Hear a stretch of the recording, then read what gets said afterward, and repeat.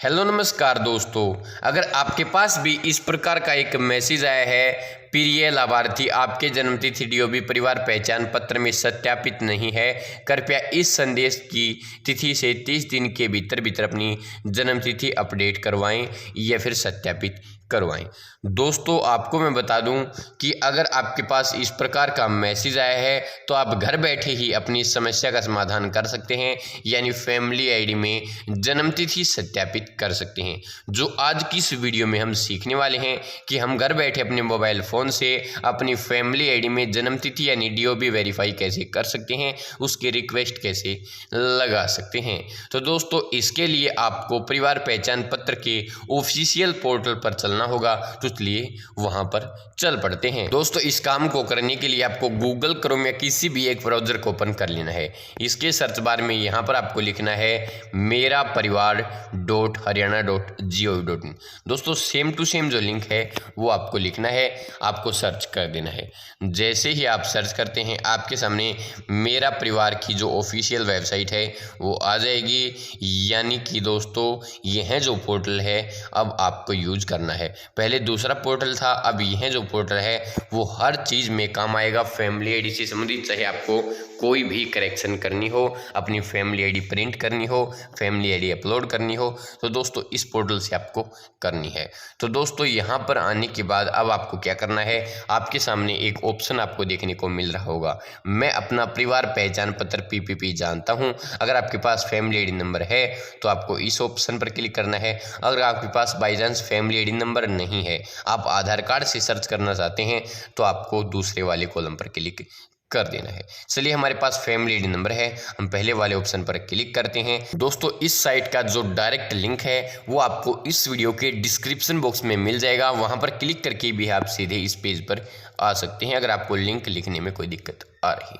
तो दोस्तों अब यहाँ पर आपको क्या करना है, अपनी फैमिली आईडी का नंबर फिल करना है और यहाँ पर जो आपको सदस्य का ऑप्शन मिल रहा है, सदस्य प्राप्त करें, इस वाले ऑप्शन पर आपको क्लिक कर देना है। अब दोस्तों आपके सामने ऑप्शन आ जाएगा, कृपया सदस्य का चयन करें। आपको इस कॉलम पर क्लिक करना है और अपनी फैमिली आईडी से किसी एक सदस्य को यहाँ पर आप सेलेक्ट कर सकते हैं एक बार लॉगिन करने के लिए। तो किसी एक सदस्य का नाम यहाँ पर आपको सेलेक्ट कर लेना है, क्लिक कर देना है। क्लिक करने के बाद दोस्तों आपको ओटीपी प्राप्त करें पर क्लिक कर देना है। अब दोस्तों आपके रजिस्टर्ड मोबाइल नंबर पर एक ओटीपी सेंड किया जाएगा, उस मोबाइल नंबर के आखिरी के कुछ डिजिट यहाँ पर आपको देखने को भी मिल जाएंगे। अब यहाँ पर आपको ओके पर क्लिक करना है और जो ओटीपी आपके पास आया है 6 अक्षरों का वो यहाँ पर आपको लिखना है और नीचे दोस्तों ओटीपी सत्यापित करें पर आपको क्लिक कर देना है। ओटीपी वेरीफाई होते ही दोस्तों आप मेरा परिवार.हरियाणा.gov.in की ऑफिशियल वेबसाइट में अपनी फैमिली आईडी को लॉगिन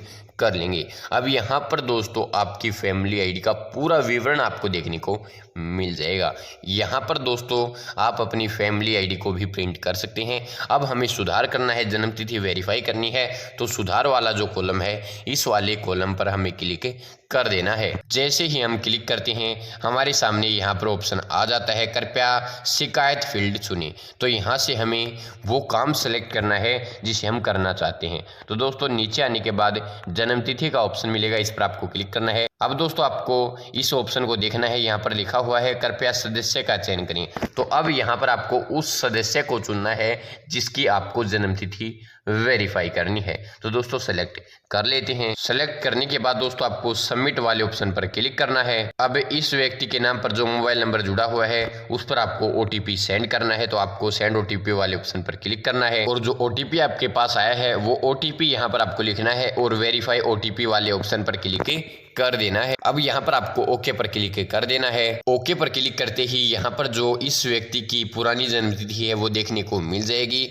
अब यहाँ पर दोस्तों आपको ऑप्शन सेलेक्ट करना है, जन्मतिथि फिल करनी है। जो अब आपके पास एज प्रूफ डॉक्यूमेंट है उसमें जो जन्मतिथि है वही आपको लिखनी है। दोस्तों इस ऑप्शन पर क्लिक करके आप ये देख सकते हैं कि आपकी जन्मतिथि जो आप वेरीफाई कर रहे हैं उसमें कौन कौन से डॉक्यूमेंट लग सकते हैं और किस डॉक्यूमेंट की ज़्यादा मान्यता है। है। तो चलिए इस पर भी क्लिक करके देख लेते हैं। तो दोस्तों यहाँ पर आप देख सकते हैं कि आप कौन कौन से डॉक्यूमेंट अपलोड कर सकते हैं। Discharge certificate issued by the armed forces, अगर आपके पास ये सर्टिफिकेट है तो आप लगा सकते हैं। अगर आपके पास बर्थ सर्टिफिकेट है तो वो आप लगा सकते हैं। अगर आपके पास स्कूल लिविंग सर्टिफिकेट या फिर SSC सर्टिफिकेट यानी स्कूल लिविंग सर्टिफिकेट या फिर दोस्तों 10th की मार्कशीट अगर आपके पास है तो वो आप लगा सकते हैं। पासपोर्ट लगा सकते हैं। Voter ID issued in Haryana, अगर आपके पास हरियाणा से इशू वोटर कार्ड है तो वो भी आप लगा सकते हैं। उसमें शर्त है 2019 या उससे पहले का होना चाहिए। इशू 2019 या उससे पहले की डेट होनी चाहिए। अब दोस्तों चलिए हमारे पास डॉक्यूमेंट है, वोटर कार्ड है, हम वोटर कार्ड की मदद से हमारी जन्म तिथि वेरीफाई करेंगे। तो चलिए उस कॉलम पर वापस चलते हैं। अब यहाँ से हमें अपनी जन्म तिथि सेलेक्ट करनी है जो वोटर कार्ड में जन्म तिथि है। अब यहाँ पर दोस्तों अगर आपके पास पुराना वोटर कार्ड है जिसमें जन्म तिथि लिखी हुई नहीं होती है, उम्र लिखी हुई होती है, तो आपको क्या करना है, वोटर कार्ड की जो फ्रंट साइड होती है उस पर यह लिखा हुआ होता है कि 1/1/1994 में इस व्यक्ति की जो एज है वो 31 साल थी, 30 साल थी या फिर दोस्तों 40 साल थी, 50 साल थी। 1/1/1996 में इस व्यक्ति की 50 साल थी। तो आपको जो भी लिखा हुआ है 1/1/1994 या 1/1/1996 या 2002 जो भी लिखा हुआ है उससे आपको दोस्तों उस उम्र को घटा देना है जो उसके अंदर लिखी हुई है। जैसे ही आप घटाएंगे तो रिजल्ट आ जाएगा। जो रिजल्ट है वो ये है कि आपकी जो जन्म ईयर है वो क्या है। अब आपको पूरी उम्र लिखने के लिए आपको क्या करना है, पूरी DOB बनाने के लिए आपको क्या करना है, फिर आपको 01 यानी 1 जनवरी 1967-68 जो भी आया है वो आपको लिख देना है। अब दोस्तों हमें पहले जन्म तिथि फिल करनी है जो हमारे वोटर कार्ड में है, फिर हमें यहाँ पर क्लिक करना है search compare in Haryana records. तो चलिए क्लिक कर देते हैं। क्लिक करते ही दोस्तों यहाँ पर डॉक्यूमेंट सेलेक्ट करने का ऑप्शन आ जाएगा। अब यहाँ से आप यह दोस्तों डॉक्यूमेंट सेलेक्ट कर सकते हैं। हमारे पास वोटर कार्ड है तो वोटर कार्ड पर क्लिक कर देते हैं। दोस्तों वोटर कार्ड अगर आपके पास है तो फिर से यहाँ पर आपको अपनी जन्म तिथि वोटर कार्ड में देखकर लिखनी होगी। वोटर कार्ड में अब आपकी उम्र कितनी है वो यहाँ पर आपको लिखनी होगी। अब दोस्तों इसके अलावा यहाँ पर आपको ये बताना है कि वोटर कार्ड में आपके पिता का नाम क्या लिखा हुआ है या फिर पति का नाम क्या लिखा हुआ है। अगर आपके पिता जिंदा हैं, उनका आधार कार्ड है तो यहाँ पर आप लिख सकते हैं। पति का आधार कार्ड है तो यहाँ पर आप नंबर लिख सकते हैं। इसके अलावा दोस्तों वोटर कार्ड जो होता है उसके पिछली साइड ये लिखा हुआ होता है कि जो वोटर कार्ड है वो किस दिन इशू हुआ है, वो कंप्लीट डेट यहाँ पर आपको लिखनी है। यहाँ पर अपना वोटर ID नंबर आपको लिखना है। जो पुराने वोटर कार्ड हैं उनमें HR नंबर से शुरू होता है, किसी में BKQ या फिर दोस्तों TD इस प्रकार के नंबर हैं वो उसके अंदर होते हैं। यहाँ पर अपने डिस्ट्रिक्ट का नाम आपको लिख देना है। यहाँ पर आप अपना इलेक्ट्रोल रजिस्ट्रेशन जो ऑफिसर है यहाँ पर अपने हल्के का जो नाम है वो यहाँ पर आप लिख सकते हैं, कोई दिक्कत दोस्तों नहीं है। अब यहाँ पर दोस्तों आपको अपना जो डॉक्यूमेंट है वो अपलोड करना है।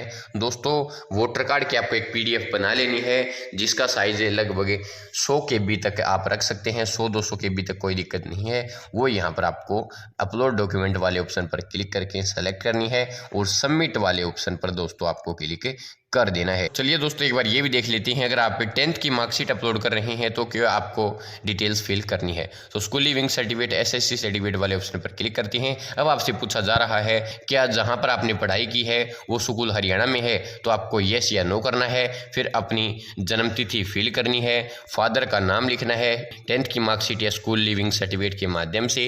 फादर का आधार कार्ड अगर आपके पास है तो लिख सकते हैं, वरना इसे छोड़ सकते हैं। इसके अलावा दोस्तों यहाँ पर जो आपकी क्लास है, किस क्लास का सर्टिफिकेट आपके पास है वो यहाँ से आपको सेलेक्ट करना होगा।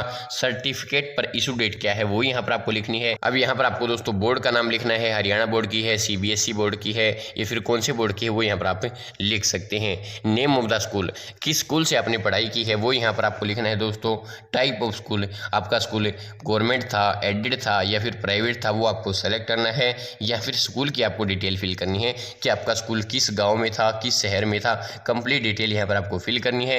अब दोस्तों वैसे के वैसे आपको यहाँ पर डॉक्यूमेंट अपलोड करना है, अपनी 10th की मार्कशीट या फिर school leaving certificate. School leaving certificate अगर आप अपलोड कर रहे हैं तो उस पर BEO की साइन होनी चाहिए दोस्तों। इसके अलावा दोस्तों आपका जो स्कूल रजिस्टर का रिकॉर्ड है वो भी आपको अपलोड करना होगा। अब दोस्तों आपको सबमिट वाले ऑप्शन पर क्लिक कर देना है। सबमिट पर क्लिक करते ही आपकी जो रिक्वेस्ट है वो लग जाएगी। अब दोस्तों कुछ दिन में डिपार्टमेंट इसे चेक करेगा। यह जो रिक्वेस्ट है डिस्ट्रिक्ट लेवल पर जाती है दोस्तों, वहाँ से पास होने के बाद ही आपकी जो जन्म तिथि है वो फैमिली आईडी में वेरीफाई होगी, अपडेट होगी, उसकी करेक्शन होगी। तो दोस्तों यही जानकारी, यही अपडेट आपको देनी थी। अगर इस प्रक्रिया में आपको कोई दिक्कत आ रही है तो कमेंट बॉक्स में कमेंट कर सकते हैं, मैं आपकी सहायता करने की पूरी कोशिश करूंगा। तो धन्यवाद दोस्तों। जय हिंद, जय भारत, जय हरियाणा, जय जवान, जय किसान। धन्यवाद मेरे प्यारे दोस्तों।